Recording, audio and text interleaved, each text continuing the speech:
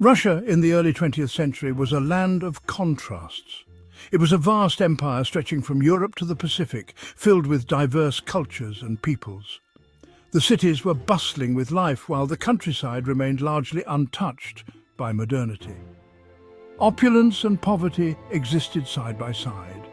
The aristocracy lived in grand palaces, hosting lavish balls and feasts, while the peasants toiled in the fields, struggling to make ends meet. This stark divide created a simmering tension that would soon boil over. The Romanov dynasty, celebrating its 300th anniversary, seemed invincible. The Tsar and his family were the epitome of royal grandeur, their lives filled with ceremonies and celebrations. Yet behind the glittering facade there were cracks in the foundation. Yet beneath the surface, discontent simmered. Workers and peasants, burdened by poverty and oppression, began to voice their frustrations. Protests and strikes became more frequent, signaling the growing unrest that threatened to destabilize the empire. At the heart of this tumultuous period stood two enigmatic figures, Empress Alexandra and Grigory Rasputin. Their lives would become intertwined in a saga of faith, desperation and intrigue that would captivate the world. Alexandra, granddaughter of Queen Victoria, was a woman of deep faith and unwavering devotion to her family. She was a loving mother and a devoted wife, but her life was overshadowed by the illness of her son, Alexei. Her world revolved around her son, Alexei, heir to the throne, who suffered from haemophilia, a debilitating blood disorder. The constant fear for his life drove Alexandra to seek any means necessary to protect him. Desperate for a cure, Alexandra turned to unconventional sources for help. She consulted with spiritual advisors, mystics and healers, hoping to find someone who could save her son. Enter Grigory Rasputin, a self-proclaimed holy man from the wilds of Siberia. His reputation as a healer and mystic had spread far and wide, reaching the ears of the desperate empress. With piercing eyes and an air of mystery, Rasputin possessed an undeniable charisma. His presence was both captivating and unsettling, drawing people to him while also arousing suspicion and fear.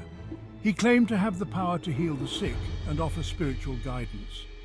His methods were unconventional, often involving intense prayer sessions and mystical rituals that left many in awe and others in doubt.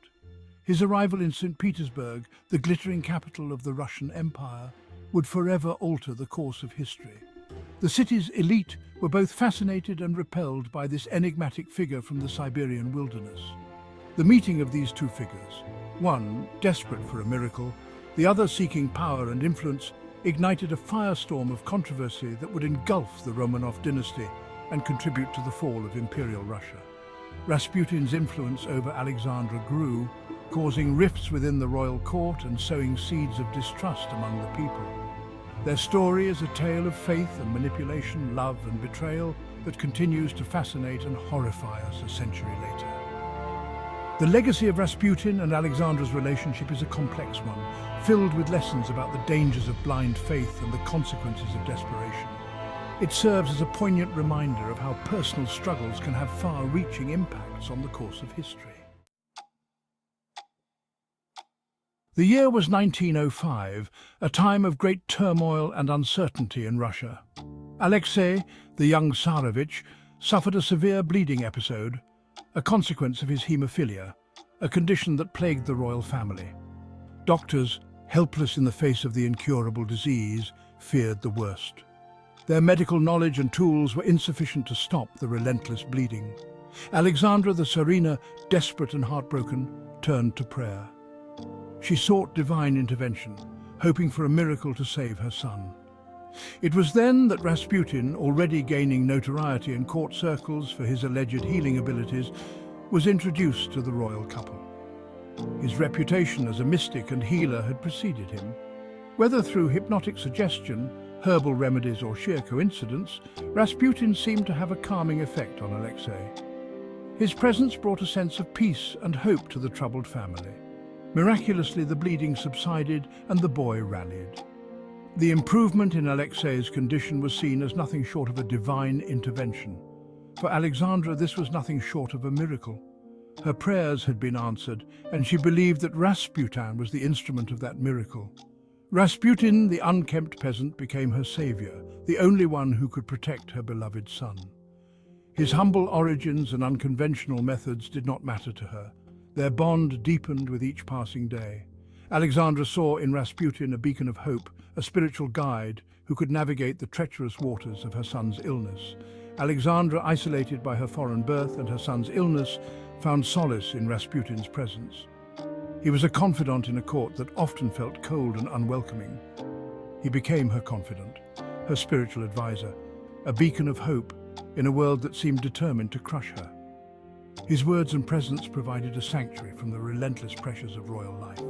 Letters exchanged between them reveal a deep emotional connection, with Alexandra addressing Rasputin as friend, father, and even our savior. These letters were filled with expressions of gratitude and trust. This intense, almost mystical relationship, however, raised eyebrows among the courtiers. Whispers and rumors began to circulate, questioning the nature of their bond. Rumors spread like wildfire through the gilded halls of the Winter Palace. The courtiers, already wary of Rasputin's influence, grew increasingly suspicious. Who was this strange, uncouth man who held such sway over the Tsarina? His enigmatic presence and unconventional ways baffled and alarmed them. And what was the true nature of their relationship? The questions lingered, casting a shadow over the court and fueling the fires of intrigue and speculation. The Russian court, a hotbed of gossip and intrigue, was fertile ground for rumors about Rasputin and Alexandra. The opulent halls of St. Petersburg were filled with whispers and sideways glances as the aristocracy reveled in the latest scandalous tidbits. The court was a place where secrets were currency and everyone had a vested interest in the affairs of others. Stories of late-night meetings, secret letters, and Rasputin's alleged influence over political appointments circulated widely. These tales painted a picture of a shadowy world where power was brokered in the dead of night, far from the prying eyes of the public. Rasputin's supposed sway over the Tsarina was a topic of endless speculation, with many believing that he held the true reins of power.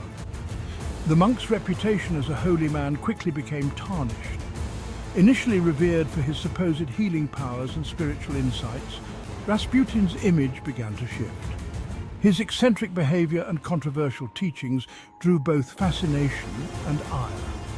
As his influence grew, so did the number of his detractors, who saw him as a dangerous charlatan. Accusations of sexual impropriety, fueled by Rasputin's own debauched lifestyle and his penchant for surrounding himself with women, added fuel to the fire. His close relationships with many women, including those of high social standing, were seen as evidence of his moral corruption. These allegations were eagerly seized upon by his enemies, who sought to discredit him by any means necessary. Salacious details, most likely fabricated or exaggerated, were whispered in hushed tones and scribbled in secret diaries. The aristocracy thrived on these lurid tales, each more scandalous than the last. The more outrageous the story, the more it was believed, as people were eager to believe the worst about Rasputin and his relationship with the Tsarina. The image of Rasputin as a lecherous charlatan exploiting a vulnerable and deluded Tsarina took root in the public imagination.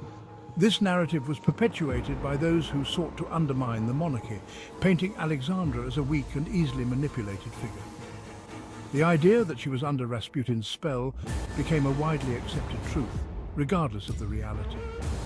These rumors, whether true or not, had a devastating effect on Alexandra's reputation. Once seen as a dignified and devoted empress, she was now viewed with suspicion and contempt. Her every action was scrutinized, and her motives were constantly questioned.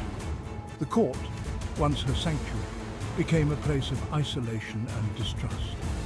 She was portrayed as a foreign princess, out of touch with the realities of Russia, under the spell of a manipulative impostor. This perception was exacerbated by her German heritage, which made her an easy target for xenophobic sentiments.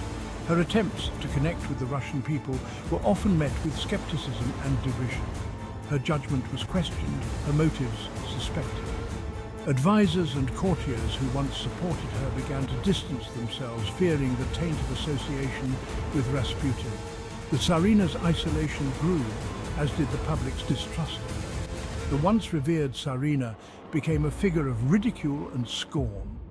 Satirical cartoons and biting editorials mocked her, portraying her as a puppet of Rasputin.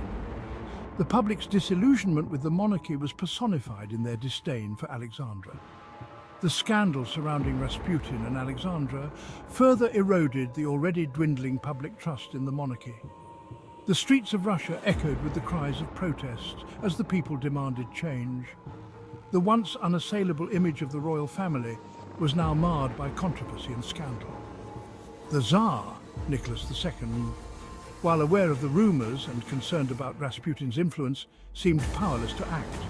His indecision and reluctance to confront the issue head-on only served to exacerbate the situation.